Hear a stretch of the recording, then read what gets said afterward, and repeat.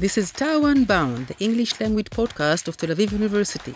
Please welcome your host, Ido Aharoni, Tel Aviv University's graduate, member of the Board of Governors, lecturer, writer, and veteran diplomat.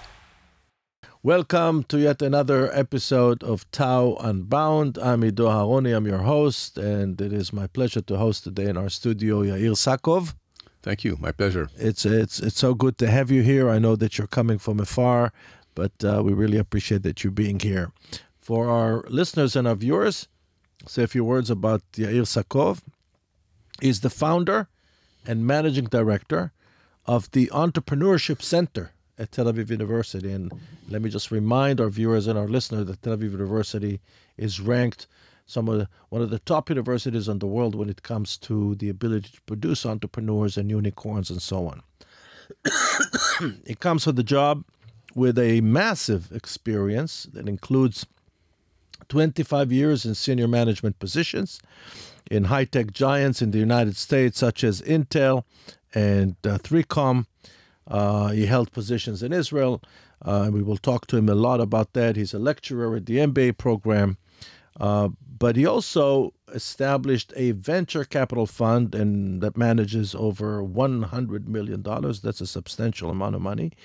And he initiated and established the accelerator program, TAU, JumpTAU, which has positioned itself as a leader in its field in a very short time. So this is quite a list of accomplishments, and there are more that I did not share with our listeners and our viewers. So welcome to our podcast. And the first question we ask every guest is, tell us about your background. How did you end up dealing with entrepreneurship, with high tech? How did you end up working for Intel and 3Com and all those major companies? Well, first of all, thank you, and thank you for the kind words. I guess I'm one of these computer kids that started dealing with computers at a very young age. And when I talk about my young age, it's a lot before the PCs were out there. So dealing with really components and building things at home, kind of like a geek style. But that kind of brought me to the idea that what interests me is really high tech. And later on, after the military service, what I'd like to do is focus on management in high tech. So, did your military service have anything to do with entrepreneurship? Actually, I started as a technician in air defense systems, which are very famous today, especially since the last war here, and then became a battery commander. But then I was wounded in the First Lebanon War and ended up in headquarters in Tel Aviv. And this is actually when I managed a number of weapon system development. And that kind of brought me to the idea that that's really what interests me, is to deal with project management of developing high-tech products or systems. Took an undergraduate in Technion and then an MBA at WashU in the US.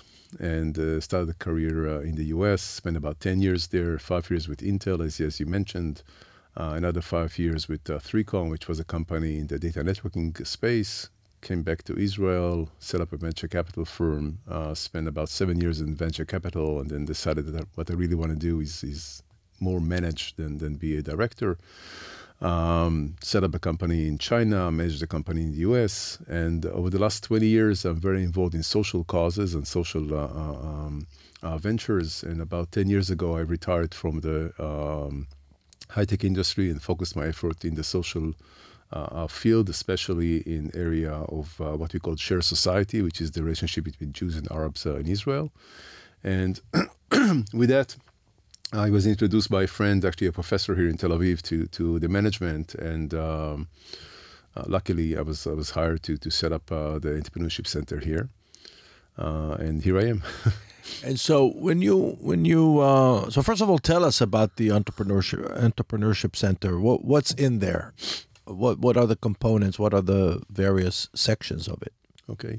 So first of all, the Tel Aviv University Entrepreneurship Center is a cross-campus unit, and it resides actually under the president, Professor Ariel Porat. And it serves all different faculties on campus. From a vision standpoint, I think I always like to say that it is not our role to generate entrepreneurs. Our role is to teach entrepreneurship.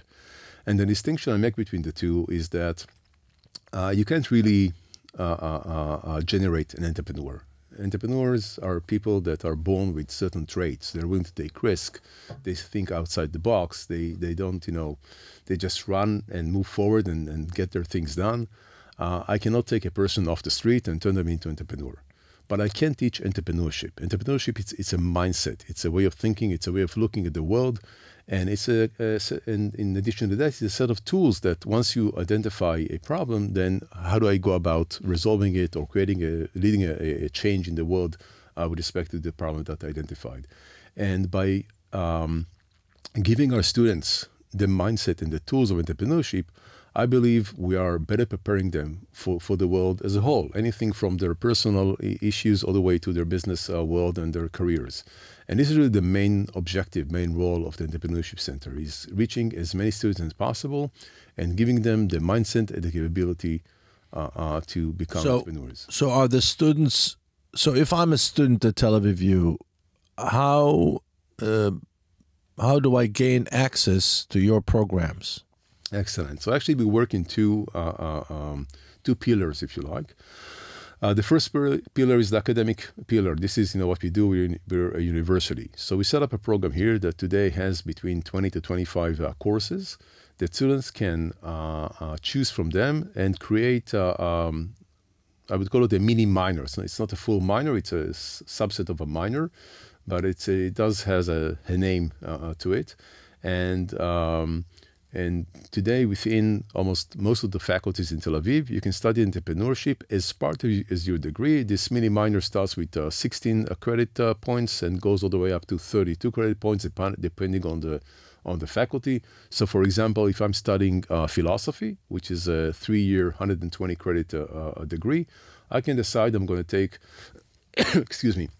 104 credits in philosophy, 16 credits in entrepreneurship, and I'm graduating with a degree in philosophy with this mini minor in entrepreneurship. And this is true in history and philosophy, in law school, in computer science, in engineering, and so forth.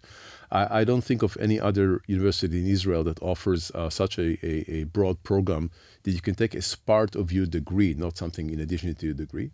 So this is one route where you can study and learn about entrepreneurship. And the second route is our extracurricular activities, what we call experiential entrepreneurship. And we have a variety of programs that we offer there to students. For example, we have a set of soft skill workshops. I mean, if you Google today, what are the most required traits of a new employee in a company, first thing that will come up will be soft skills. Things like, project management, team leadership, or working in a team, and presentation skills, and so forth. So we've actually done a survey with the major corporations here in Israel, found that like the 6 key workshops that they typically send their employees to. And we brought this here to the university, and actually the same vendors that provide these workshops at Intel or Strauss or Pauline Bank, whatever, brought them here, and students can take these workshops and obtain these soft skills. We have activities focused on special areas. For example, our program called JumpTAU, which is a social business workshop. What is social ventures? How do you create ones? What are things you need to look at, and so forth? It's a short workshop.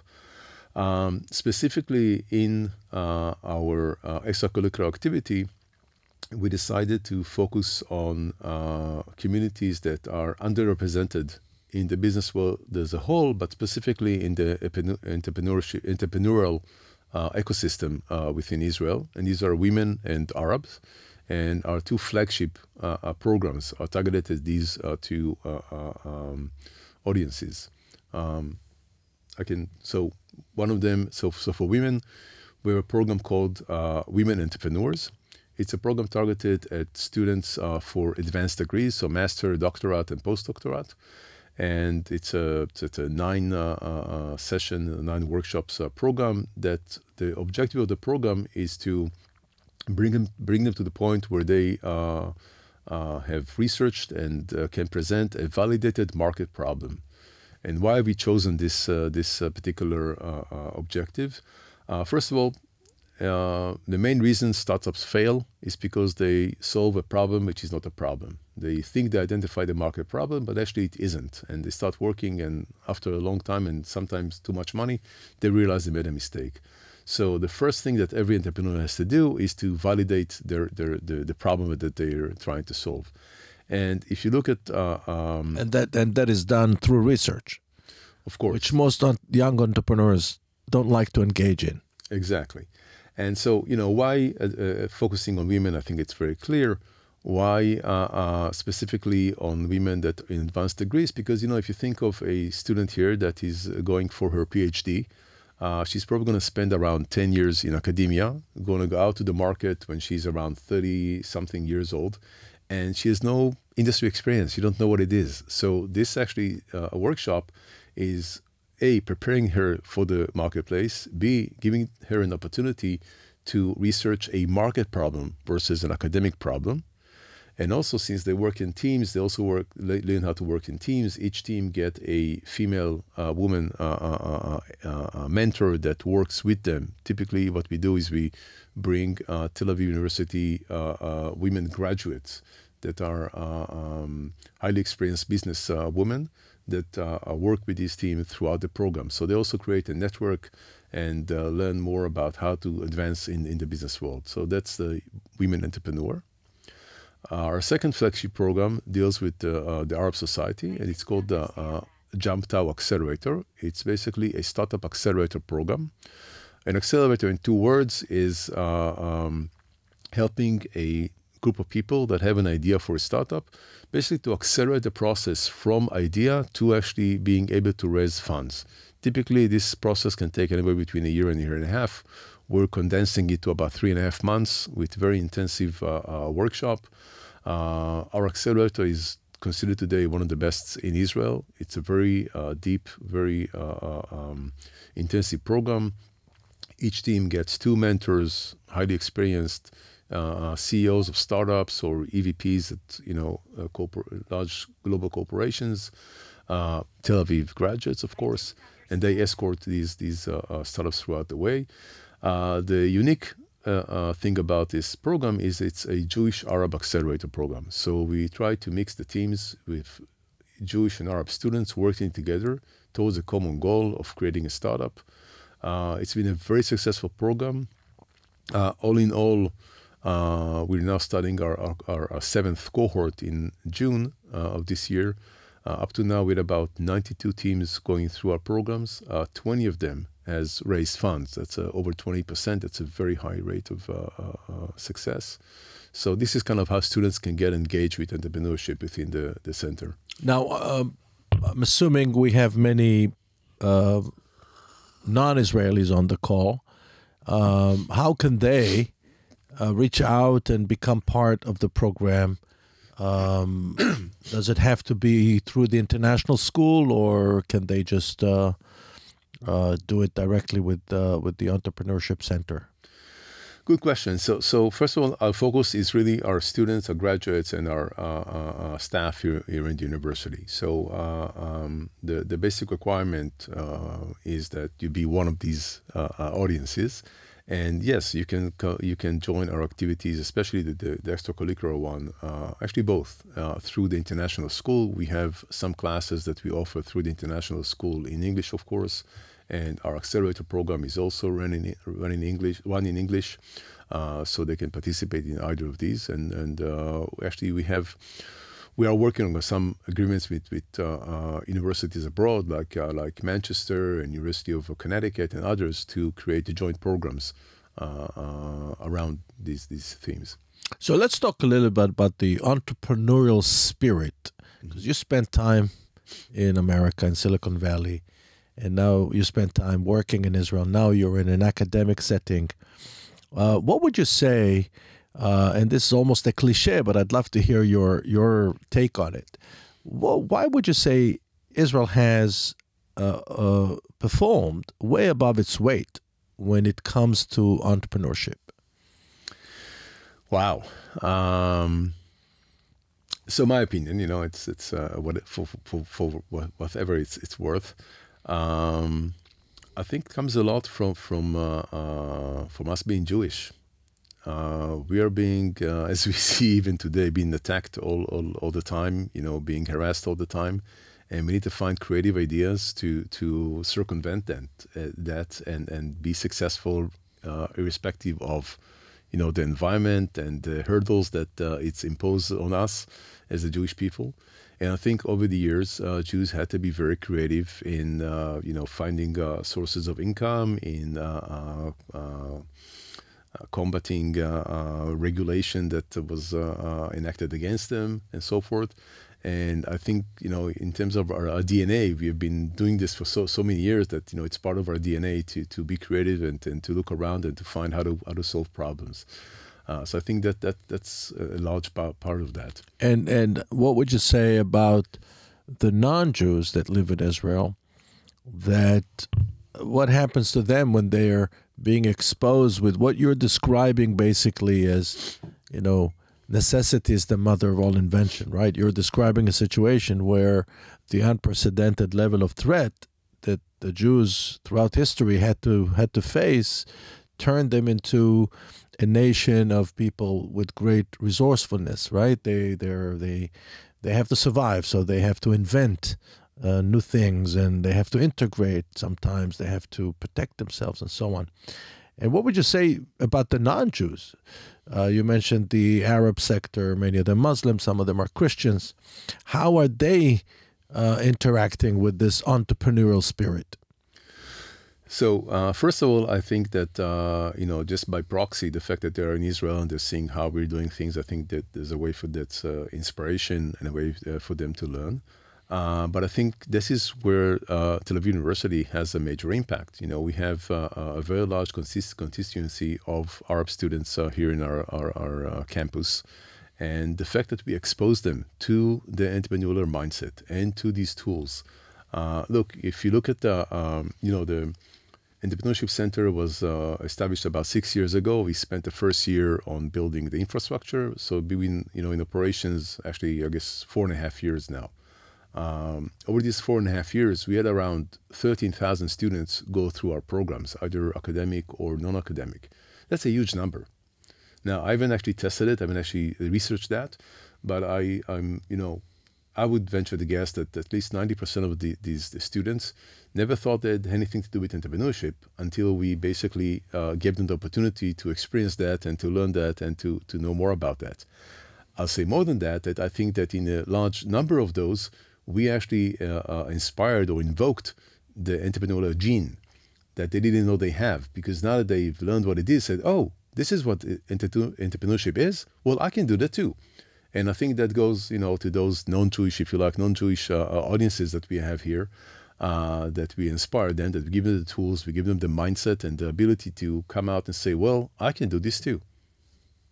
Now, there's an interesting question I'd like to ask you. So there's this common perception, some would say common misperception, that there's a conflict, built-in conflict, between entrepreneurial energy, entrepreneurial zeal, and long-term strategic thinking.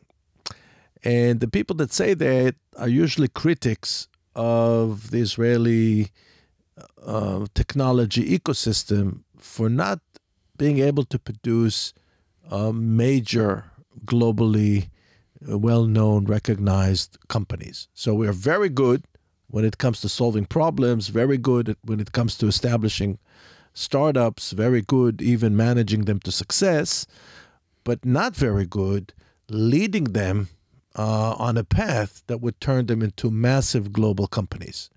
So when you look at the list of the top 100 brand names in the world, there's not even one Israeli brand among them. So first of all, I think that these comments were very true back in the 90s of the previous century.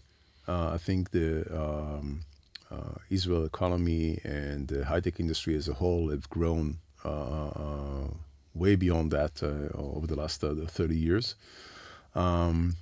First of all, I think that today we do have global companies. You look at Checkpoint, you look at MDocs, you look at, well, I guess even to some extent Teva, which is, even before that, but there are definitely major corporations in Israel that are well-known names. I'm trying to think of a few names. I'm running a blank right now, but there are quite a few that I probably don't remember. Well, Palo Alto, I think, is also a big company today. Mobileye, which is now part of Intel, and Waze, which is now part of Google. But these are all big, big companies. But yet, when you look at Sweden, for example, it's a little bit bigger than Israel. But Sweden was able to put on the map some of the most celebrated brand names in the world, from car makers to massive retailers to electronics and so on. Yeah, but I think that goes back to the population. Look, our key resource is really our people. And this is why I think academia is so important in Israel, and our ability to educate the young generation. And, I'm also teaching in the engineering faculty. And I'm always excited. It just amazed me to see every year when I enter the class and I meet these students, they're amazing. They're so smart. They're so smart young people, and it's such fun. And I enjoy so much teaching them. They observe like sponges, everything, and I probably, I don't envy them because I spill so much material on them and I teach them so much, and they take everything and they create wonderful things with that. And I think this is the importance of academia, and this is the importance of Tel Aviv University in our ability to take these people, give them the tools and capabilities to become successful and eventually become successful business people. And I think that if you look at, going back to your question, this is our major resource. Switzerland has, a vast array of resources, from water to others. We don't have that. We have people that are very unique. And if we know how to leverage that, either to create a company, look, I don't think that being acquired by another company, it's a bad thing. Mobileye became a very large company and was acquired for a huge sum. Waze the same, and probably we can name a few others that have become very large companies before they were acquired. And I think, I haven't actually researched that, but if you look populations-wise in terms of how many large global corporations we have versus the size of our population compared to other states and how many countries and how much they have, I don't know if the ratio is so much against us as some people think. Yeah, no, clearly, Israel is punching above its weight. There's no doubt about it. I think that the criticism was more about, the presence in the psyche of the modern consumer. And I think some of the criticism also relates to the fact that most successful Israeli companies have chosen a foreign-sounding name. So, MDocs, Checkpoint, Palo Alto, all those names, not exactly create an Israeli association. But let's talk a little bit about the future. So you shared with us this very impressive range of activities that really is catering to just about every sector, every department, every faculty, every student in the university, and every member of the faculty. What are the things that you would like to add to that incredible buffet of opportunities? So I think one of the things we'd like to do is to beef up our educational programs. I'd like to open more classes and actually broaden what we teach today in entrepreneurship. I think we have a very strong offering for the basis, but I think it's time for us to branch out and bring some more topics, look at even in more advanced areas, and clearly, of course, AI is one of them, how we bring that and how we leverage that into entrepreneurship. So we need to build, I think we need to build some more courses. That's one area. With that, I would like to increase substantially the number of students that go through our programs, especially our academic programs. Today, we have around 700 students per year that go through the program. I'd like to get it at least to 1,500. So if you think in terms of Tel Aviv University, that's every cohort, every year of students, we have around 5,000 to 5,500 new students come in every year. So 1,500 or 1,800, around 30% of them, I'd like them to go, at least those I'd like them to go through the academic program. I think that we should, broaden our cooperation with the industry. We today have some great industry partners. All the, of course, the usual suspects. Microsoft and Nvidia and Amazon and whatever. But I'd like to get more and more involved in what we're doing here. But I think the most important thing is to get to more and more students, and what we haven't been too successful so far is getting through the academic staff of the university and getting our professors more involved in how to take their amazing innovation and amazing new things that they research and find, and how to help them turn that into something that will help overall society and make our lives much better. Sure, and this is not part of the technology transfer company remote, right? You're talking about something entirely different. You're talking about training faculty to think like an entrepreneur. Exactly. And translate their innovation into workable business. Exactly that, yes. And I think that's a hugely important thing. And is there anything that our friends who are listening to us right now from all over the world, is there anything that you'd like to say to them, especially post 10/7, when we know that there's so many Jewish kids all over the world that are afraid to go and be visibly Jewish because it's dangerous, whether it's in North America or in England or even in Australia, certainly in South Africa. South Africa became perhaps one of the most dangerous places for Jews in the world. Yeah. Is there anything that you can say to them about what your center has to offer? Well, I think, if you look at crises that Israel went through over the last, 30 or something years, you would find that every time we've been through any crisis, anywhere from a war through a